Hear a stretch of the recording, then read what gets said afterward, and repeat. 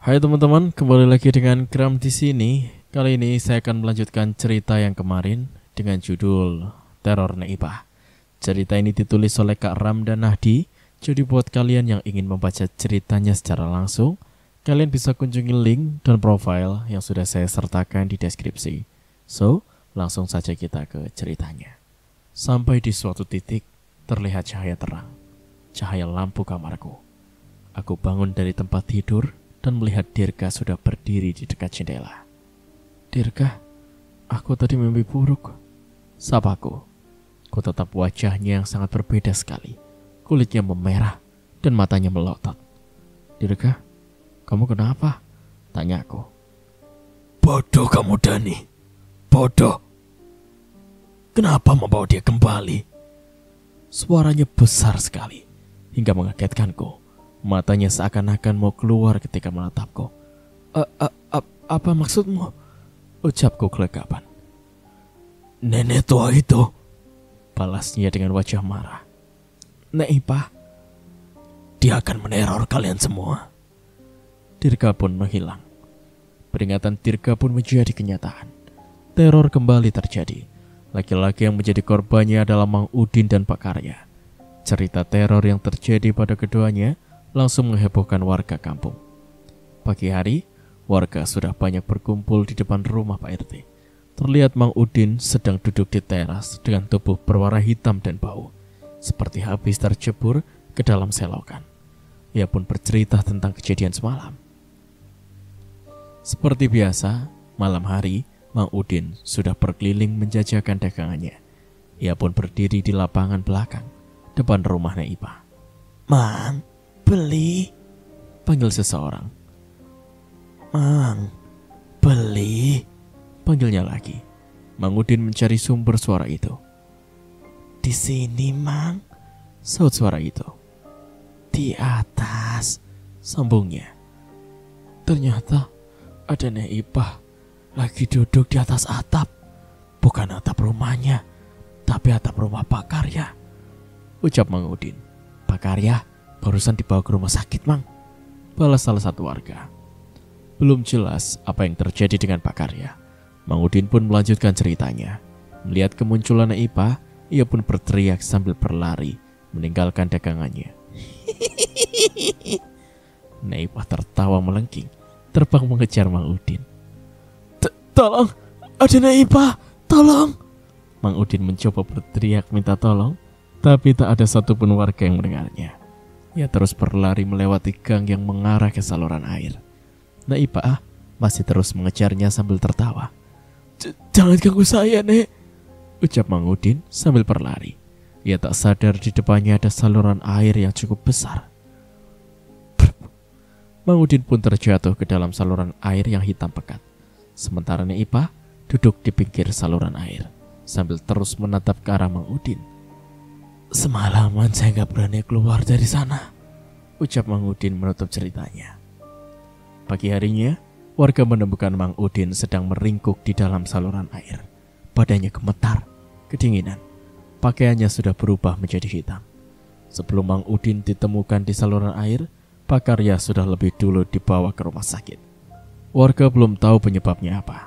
Yang jelas, istrinya menemukannya sudah tergeletak di kamar mandi dengan pakaian yang basah dan kotor.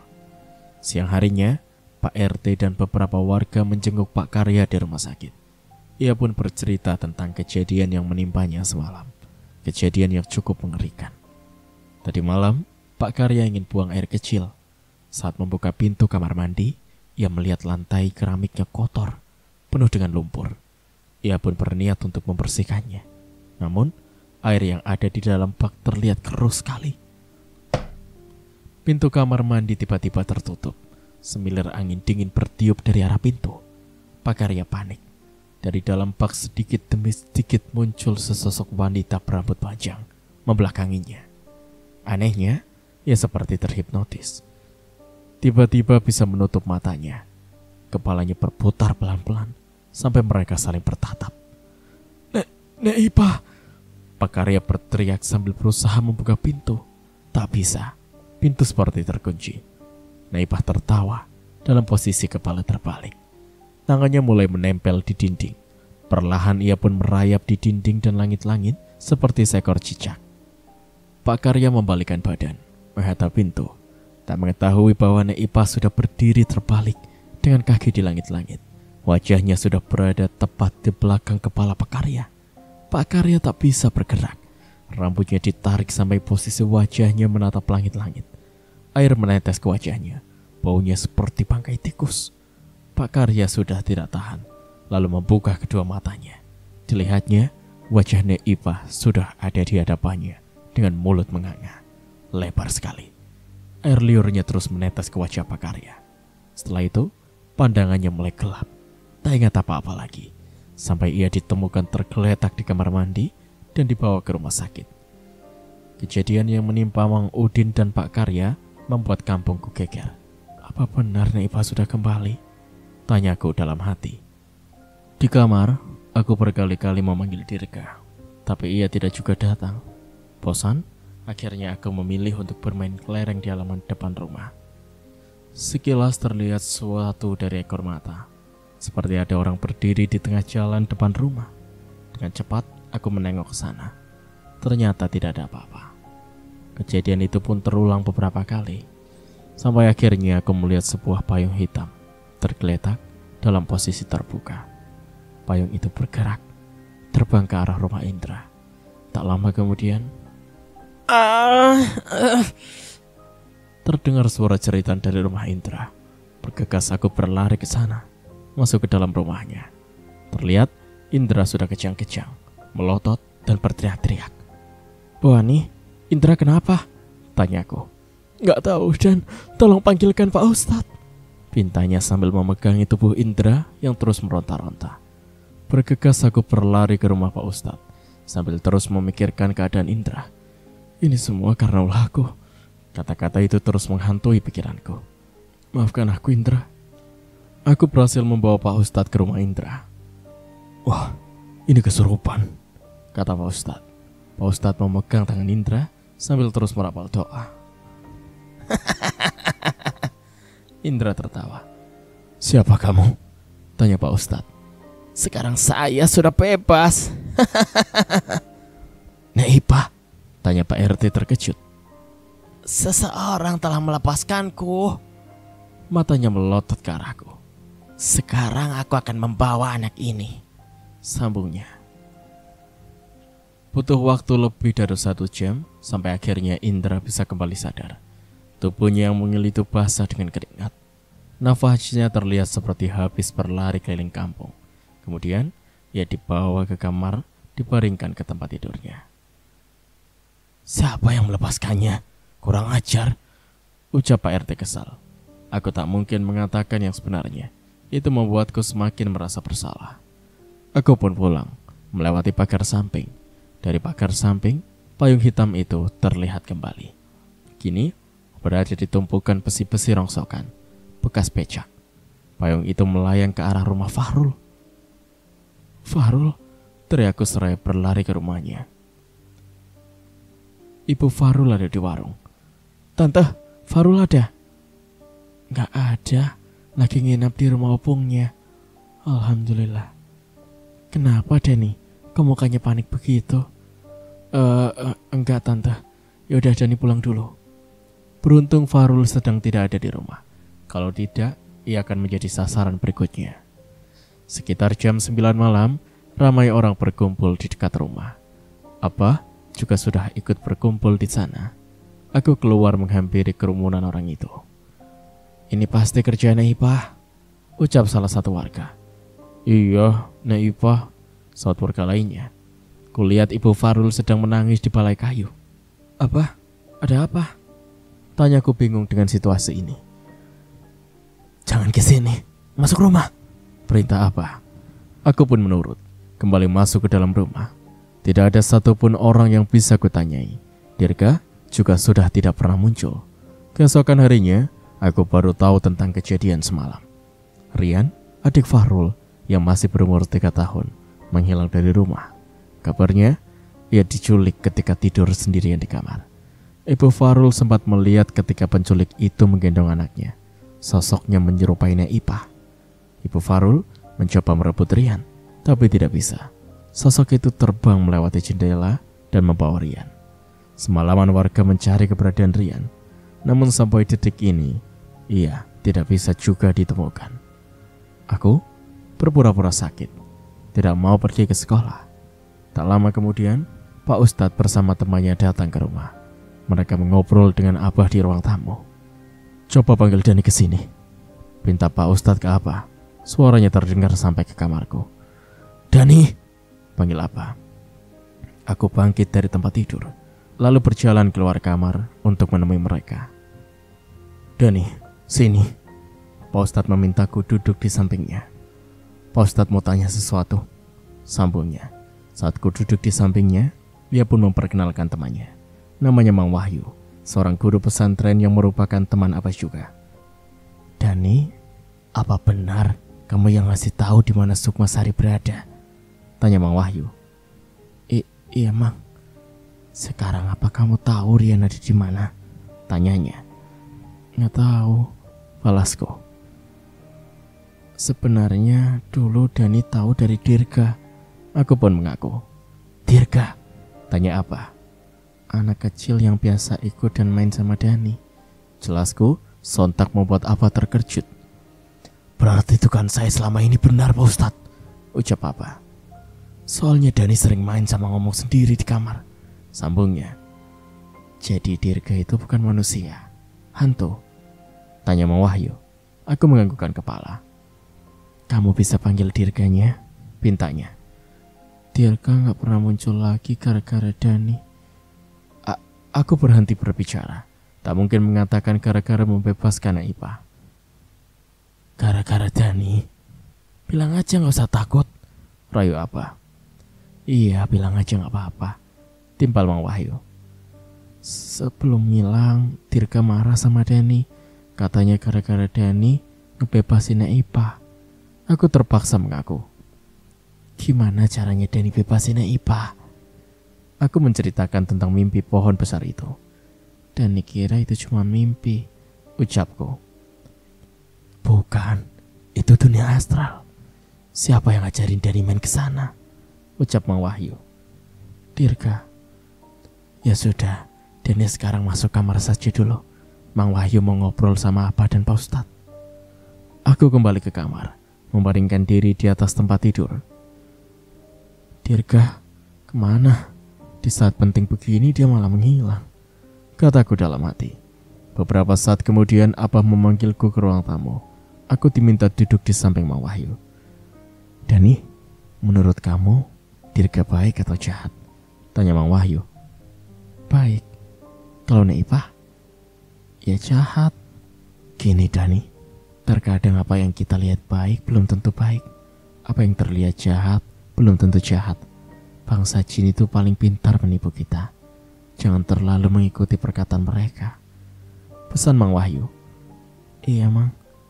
Walaupun aku tidak terlalu mengerti ucapan Mang Wahyu. "Nanti kalau Dirga datang bilang ke apa ya?" ucap apa. "Sekarang Dani masuk kamar lagi," imbuhnya. Aku kembali ke kamar dan berbaring di tempat tidur. Tak lama tertidur. Ketika bangun, aku baru ingat masalah payung hitam itu. Saat ke ruang tamu, ternyata Mang Wahyu, Pak Ustadz, dan Abah sudah tidak ada. Di rumah, aku masih menunggu Abah pulang untuk menceritakan tentang payung hitam itu. Sudah mau maghrib, tapi Abah belum juga pulang. "Bu, Abah kemana ya? Kok belum pulang?" ucapku. "Abah lagi pergi bareng Pak Ustadz sama Pak RT," balas ibu. "Kapan pulangnya?" "Gak tahu. Memang kenapa sih?" "Gak apa-apa." Hingga pukul 10 malam Abah belum pulang juga. Aku pun masuk dalam kamar, lalu tidur, berharap besok pagi bisa berbicara dengannya. Keesokan paginya, aku langsung berlari ke kamar Abah. Nihil, ia tidak ada di kamar. Apa mungkin Abah belum pulang ke rumah? Aku menghampiri ibu yang sedang mempersiapkan bekal di dapur. "Bu, Abah belum pulang?" tanyaku. "Udah, tapi pergi lagi," balas ibu. Sampai berangkat sekolah pun aku belum sempat bertemu dengan Abah. Di sekolah, aku terus memikirkan tentang payung hitam dan nasib Rian. Saat jam istirahat, aku duduk di depan kelas. sambil memandang teman-teman yang sedang asik bermain. "Dani," panggil seseorang. Aku celingak-celinguk, mencari orang yang memanggilku. "Dani, di sini." Mataku tertuju pada pagar sekolah. Ternyata Dirga sedang berdiri di sana. Spontan aku berlari menghampirinya. Saat ku mendekat, Dirga malah berlari ke arah lapangan. "Dirga, jangan lari!" teriakku sambil terus mengikutinya. "Awas!" terdengar suara orang yang berteriak ke arahku. Seketika itu aku pun tersadar, sudah ada di tengah jalan. Sebuah motor melaju cepat ke arahku. "Ah!" Aku berteriak panik. Entah mengapa kaki ini tak bisa digerakkan. Terlihat beberapa orang datang berlari mendekat. Namun sepertinya mereka akan terlambat. Jarakku dengan motor itu sudah sangat dekat. Beberapa detik sebelum motor itu menabrakku, ada seseorang yang menarik baju seragamku dari belakang. "Aduh!" teriakku saat terjatuh ke aspal. Aku menoleh ke belakang, melihat siapa orang yang menarikku tadi. Namun, tak ada siapa-siapa. Dalam sekejap banyak orang sudah menggerumuniku. "Aduh, Dek, kalau nyebrang hati-hati," ucap seorang ibu-ibu sambil membantuku berdiri. "Iya, hampir saja tadi ketabrak motor," saut yang lain. Aku masih syok, tak merespon ucapan mereka. Namun mataku tetap menatap ke arah lapangan, mencari keberadaan Dirga. Salah seorang guru datang menghampiriku, kemudian menuntunku ke dalam sekolah. "Au!" Aku baru sadar ada luka lecet di dagu dan telapak tangan. Sebelum masuk gerbang sekolah, aku menengok ke belakang. Sekilas melihat Dirga sedang berdiri di samping pohon beringin itu. Pohon yang katanya paling ia takuti. Ibu datang ke sekolah dan membawaku pulang menggunakan becak. "Dek, ibu pergi ke apotek dulu, beli obat," ucap ibu seraya berjalan keluar. Sementara aku duduk di ruang tengah sambil menonton televisi. "Dani, Dani." Ada orang yang memanggilku dari luar. Perlahan aku berjalan keluar, tapi tak terlihat seorang pun. Hanya ada payung hitam yang tergeletak di tengah halaman. Entah mengapa, payung itu seperti memiliki daya magis, berhasil mempengaruhi untuk berjalan mendekat. "Sini, Dani, ambil." Suara itu terus membawaku mendekati payung hitam tersebut. Jangan dekati payung itu, Dani." Terdengar suara lain yang jelas itu bukan Dirga, melainkan suara seorang wanita. Aku tidak menghiraukannya, tetap berjalan mendekat. "Wah!" teriakku saat Naipah tiba-tiba muncul di hadapanku. Saking kagetnya sampai terjungkal ke belakang. "Aduh!" teriakku, namun saat melihat ke depan, Naipah sudah menghilang. Payung hitam itu pun bergerak, lalu melayang ke atas pohon mangga. Jantungku berdetak kencang, tulang ekor pun terasa sakit karena terjatuh. Aku mencoba berdiri, lalu masuk ke dalam rumah. Sore hari Abah pulang. Akhirnya aku bisa bertemu dan menceritakan tentang payung hitam itu. Setelah mendengarkan ceritaku, Abah pergi menemui Pak Ustadz. Ibu menyuruhku untuk masuk ke kamar dan jangan pergi kemana-mana. Tidak ada kegiatan yang bisa kulakukan di dalam kamar. Paling hanya berbaring di tempat tidur sambil menatap langit-langit. Dari sudut mata terlihat ada bayangan lewat di kaca lemari. Aku menoleh. Ternyata Dirga sedang duduk di atas lemari. "Dirga," sapaku seraya duduk di ujung tempat tidur. "Halo, Dani." Dirga turun, melayang, lalu duduk di sampingku. "Tadi pagi kamu ke sekolahku?" tanyaku. "Iya," balasnya. "Kenapa kamu lari?" "Tadinya aku mau ngajak kamu bermain di lapangan. Bukannya kamu takut ke sana?" "Tidak, mereka semua baik. Aku hampir ketabrak motor tahu. Maafkan aku." "Oh ya, aku juga lihat kamu berdiri di dekat pohon beringin.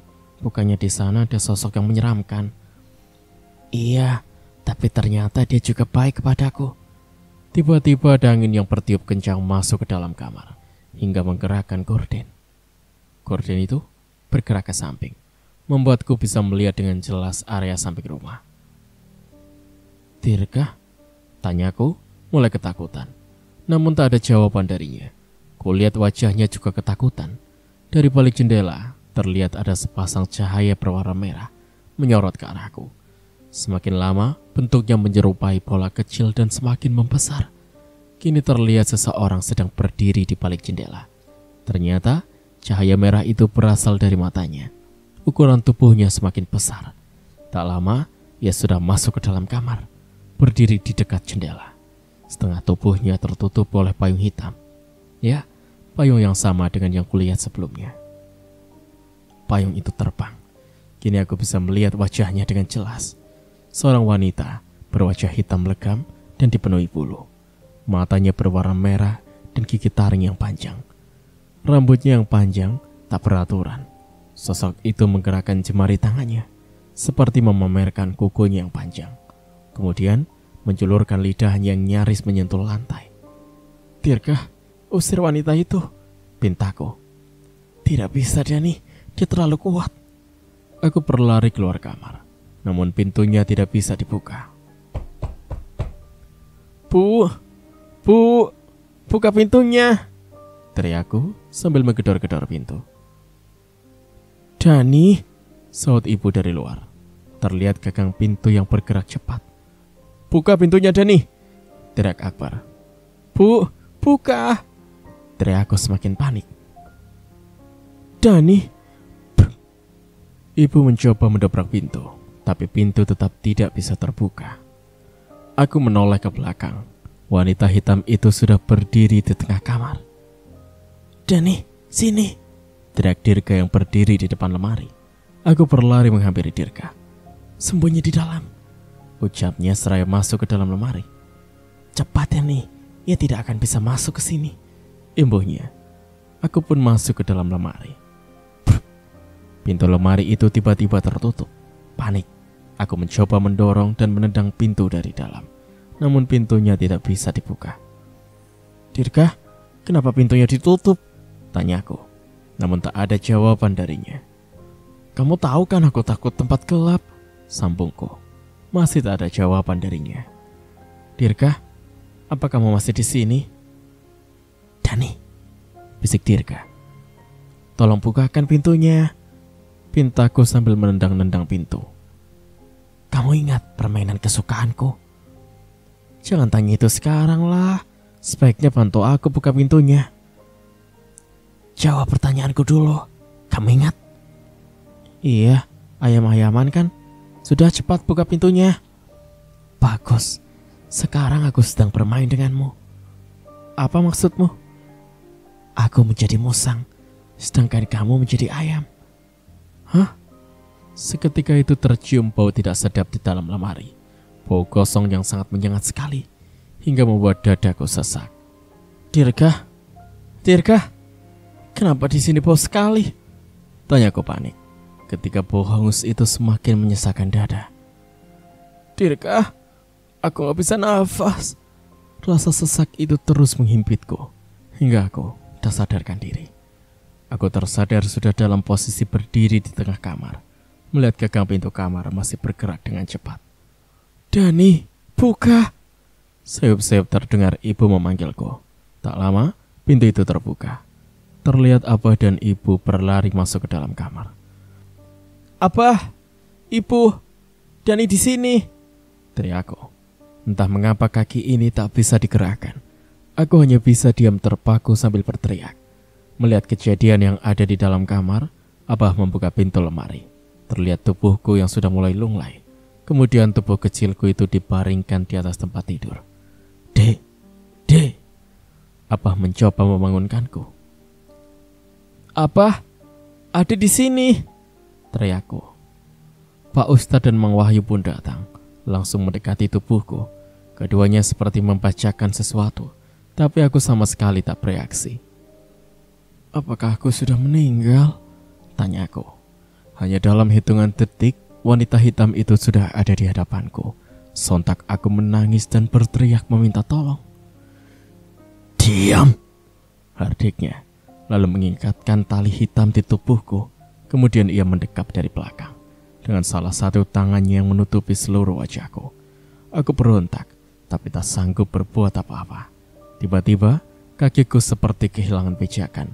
Rasanya seperti melayang. Wanita hitam itu akhirnya melepaskan dekapannya. Kini aku sudah berdiri di tengah hutan. Ia menarikku layaknya seekor kambing, menyusuri jalan setapak. Dari kejauhan terlihat sebuah gubuk. Cukup lama aku berdiri di depan gubuk, sampai seorang kakek muncul dari dalam gubuk. Mata kami saling berpandangan. Ingin sekali meminta tolong, tapi mulut ini terkunci.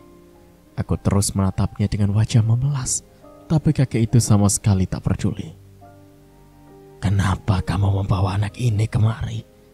tanya kakek itu pada si wanita hitam. "Apakah kamu tidak tahu siapa penjaganya?" tanyanya lagi. "Saya tahu, tapi hanya ingin menitipkan anak ini sebentar saja," balas wanita hitam itu. "Tidak bisa, lebih baik kamu cari tempat lain," balas sang kakek. "Aku tidak mau berurusan dengan penjaganya," sambungnya. Kakek itu meminta kami pergi dari tempatnya. Aku kembali dibekap. Tak lama sudah berpindah tempat. Aku sudah berdiri di depan pendopo yang memiliki halaman luas. Wanita hitam itu kembali menarikku masuk ke dalam. Di halaman depan terlihat anak-anak sedang bermain. Mereka berlari ke sana kemari, namun dengan gerakan yang sangat cepat. Saat melihatku berjalan mendekat, mereka terdiam sambil menatapku. Kutatap wajah mereka, ternyata bukan anak-anak. Ukuran tubuhnya memang seperti anak-anak, tapi wajahnya terlihat tua. Sebagian lainnya memiliki bentuk kepala yang aneh. Ada yang lonjong dan pipi. Ada anak-anak yang sepertiku juga, tapi dengan wajah yang tidak kalah aneh. Mulai dari yang bermata satu tapi sangat besar, bermata tiga tanpa mulut, dan tanpa mata. Mulutnya pun ada yang berbentuk vertikal dengan telinga besar dan memanjang. Sebenarnya mereka ini makhluk apa? Sungguh menyeramkan, ucapku dalam hati. Aku terus berjalan sampai berhadapan dengan anak tangga kayu yang menuju bagian dalam pendopo. Banyak wanita cantik menggunakan kebaya duduk di anak tangga. Mereka melihatku dengan tatapan sinis. Wanita hitam berjalan menaiki anak tangga, masuk ke dalam tanpa mengajakku bersamanya. Selama ia di dalam, aku hanya menjadi bahan tontonan oleh wanita berkebaya dan anak-anak berwajah tua itu. Tak lama kemudian, si wanita hitam keluar bersama seorang wanita lain. Wajahnya sangat cantik. Di kepalanya ada sebuah mahkota dengan permata hitam. Badannya setengah ular, berwarna hijau keemasan. Wanita setengah ular itu tersenyum kepadaku. Tubuhku kembali ditarik oleh si wanita hitam, meninggalkan pendopo. Sepertinya ia gagal membujuk wanita setengah ular itu. Berkali-kali aku pindah tempat, tapi semuanya menolak kehadiranku. Jujur, aku bingung. Apa mereka takutkan dari seorang anak kecil? Semakin banyak tempat yang kudatangi, semakin banyak pula makhluk aneh yang kutemui. Rasa takut ini seperti sudah benar-benar hilang. Sampai aku datang ke tempat terakhir. Tempat yang membuatku bergidik ngeri, sampai terus menutup mata. Aku berpindah ke sebuah hutan dengan pohon menjulang tinggi. Kami berjalan menyelusuri jalan setapak. Sampai tiba di sebuah pohon besar, wanita hitam itu menarikku, mendekati pohon tersebut.